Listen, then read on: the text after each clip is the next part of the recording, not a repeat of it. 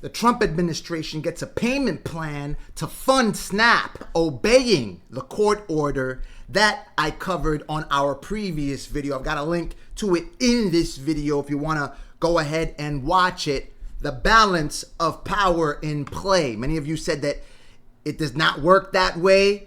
Remember, there are 3 branches of government, and one branch found that what the executive branch was executing not lawful. Thus, the United States District Court for the District of Rhode Island State Council of Churches, Brooke Rollins, defendants report compliance with the court's temporary restraining order. I'll zoom in. On Friday, October 31st, 2025, this court issued an oral ruling granting plaintiffs' motion for a temporary restraining order.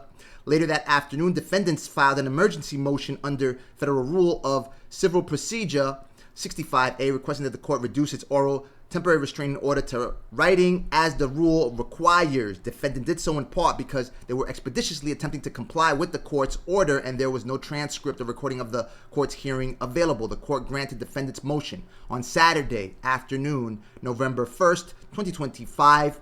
In its written order, the court ordered USDA to either one of 2 things. The court ordered that USDA could make the full November payment of SNAP funds by using Section 32 Child Nutrition Program funds and other unspecified funds. And if USDA chose this option, the court ordered that this payment must be made by the end of the day, Monday, November 4th, at 5.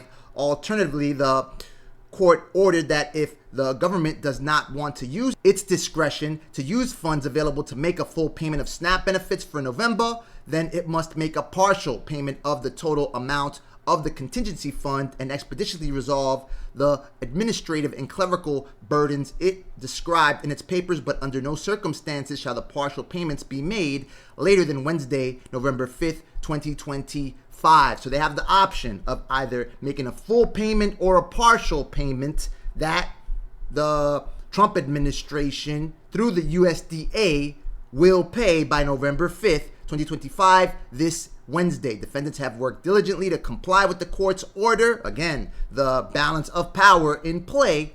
The attached declaration explains that the USDA is complying with the court's order and will fulfill its obligation to expend the full amount of SNAP contingency funds today by generating the table required for states to calculate the benefits available for each eligible household in that state. Now, it's up to the states to determine how they're going to disperse these funds.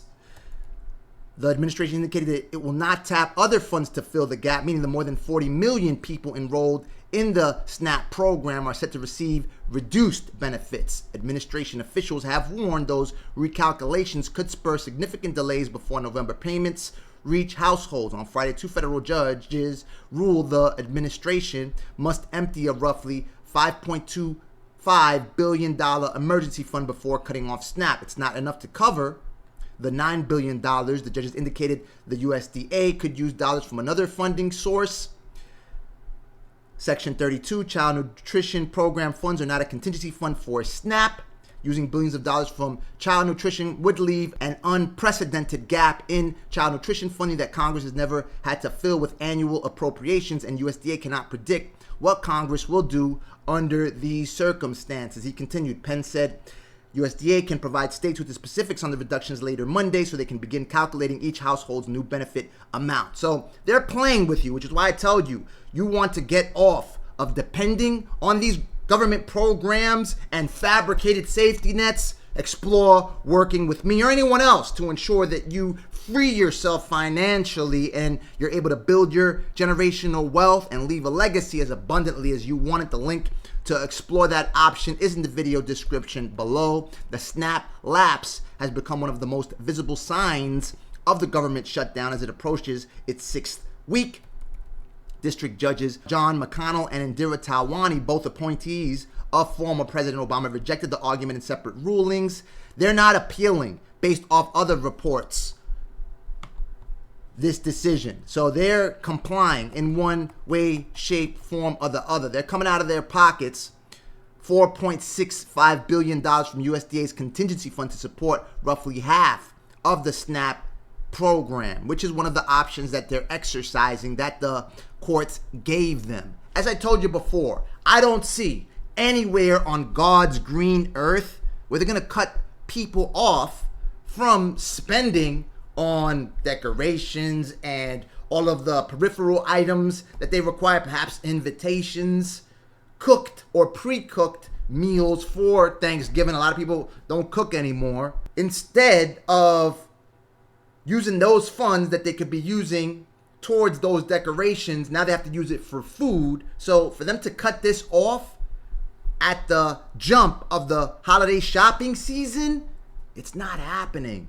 They're going to come out of their pockets, which is why on our previous video on the start of this series, I told you everybody's lying about this SNAP program. Look, they found a way around it. They couldn't stop the funding that they had to deploy towards the military. Absolutely, I'm all for it, and law enforcement, because they have other accounts at their disposal. They're doing the same thing for the SNAP program. You have to remember, there are people on SNAP on both sides of the aisle, so they want to tick those people off nonetheless, as the Trump administration is on its way out in 2 years and perhaps maybe losing power into this next election season.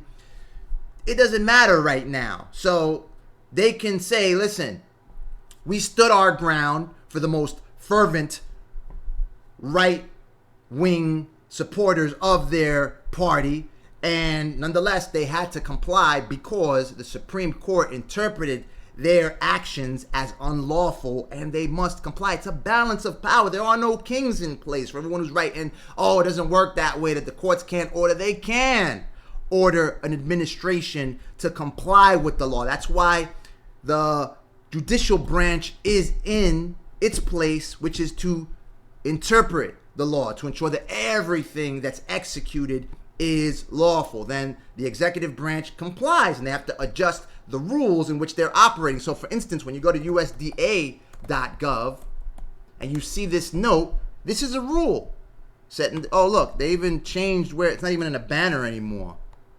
So now I think they're going to update this.